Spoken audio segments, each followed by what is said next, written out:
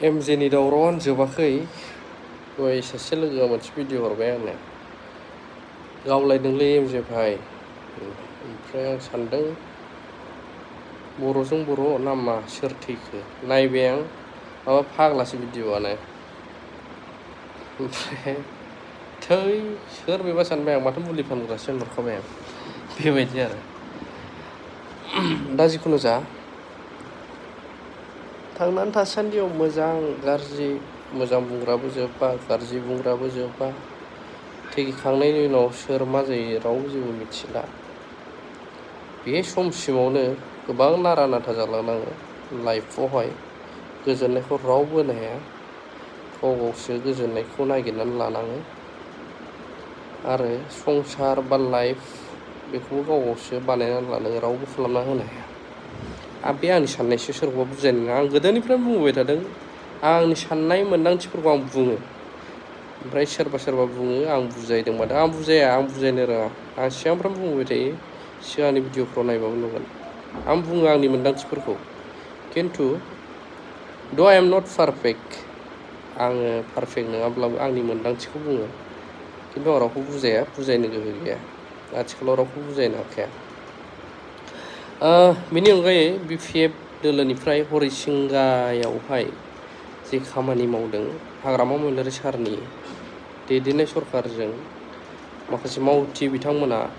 मदद हेफाजाब हैदों बे भिडिअखौ आं सुंद'यै फोसावनि बाखि जागथाग आंनि लाइफ आंनि माबा माबिखौ साननायखौ दोनथ' गाव गावनिखौ सान जायफ्रा बुंग्रा बखिग्रा नों मा खालामनो हागोन माबोरै सोलिगोन नोंनिफ्रा आंखौ बखिनानैथ' नों मोनजाया जों देन नोंखौ कमेन्ट गाज्रि लिरग्राखौ बुङोबा एसे प्रफिटसो जाबावो आं बुंनोबो बावबायमोन बै कमेन्ट लिरफैग्रा माग्रा जेबो मोनजाया ओंखायनो गाव बोरै मा खालामनो हागोन न'खरखौ बिमा बिफाखौ बैखौ सान बे मेन भिडिअखौ नायलांनि दिनै सरकारनिफ्राय अननाय मोनबाय मा बुंगोन आं दिनै हाग्रामा सारखौ धन्यबाद होदों आरो बनजा सारखौबो धन्यबाद होबाय आंनि गोसो गोरबोनिफ्राय आं जेसेबांखिनि थाखा मोननानै आंनि न'खरफोरखौ मोजाङै खालामलांनो सानदों आरो फरायनाय गथ'फोरनि थाखायबो आं मोजां खालामलांनो सानदों बेसेबां थाखा होदों आंनो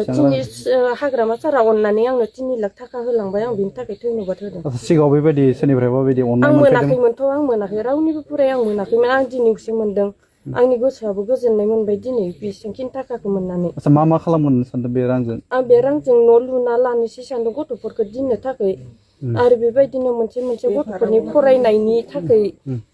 माबा खालामलांनो सानदों गथ'फोरखौ फरायनो थाखाय बेनिफ्राय आंथ' बेबायदिनो थाब थुब जानाय खरसफोरखौ हाजिरा हुजिरा मावनानैबाबो जालांखानांसिगोन गथ'फोर देरजासिमखौ फरायजोबनो हानाय बायदि आंहा बेबायदिनो आंनि फिसाफोरा 4 आं सेथि फिसाज्लाखौ हायार सेकेन्डारि पास खालामदोंमोन सेकेन्ड डिभिजनाव आं बेखौ थाखाय फरायहोनो हायासै थाखा फैसानि थाखाय बहुद अभाब जाना फैबाय आं बेखौ दा आंनि गोरोन्थि मावनाय जाबाय आरो बेखौ दा थाखा फैसा गैयिनि थाखाय आं बेखौ गुवाहाटियावहा खामानि मावनो हेगार हरनाय जाबाय बे हाया आंनि खथा मोनसेल'सो ओहो मोनाखै आङो खालामदोंमोनथ' आङो खालामबाबो आंनो मिथिया मानि थाखाय मोनासै आं जेसेबांखिनि डकुमेन्टस बिबानो हरदोंमोन खोनाबानो आं दखाननिफ्राय फैनानै जेरक्स आरि खालामब्रबहैयो मोनाबाबो जेरक्स आरि खालामनानै आं हरदोंमोन फैसा नांगौ होनबाबो आं हाजिरा मावनाय फैसाखौ बुथुमबायनानै हरदोंमोन होमबाबो आंनो दिनैसिम न' गंसे होनो हायासै दायो हाग्रामा महिलारि सार होनाय रांजों न' लुगोन न' लुना लानोसै आं बिनि थाखा होनायदोंमोन मालिक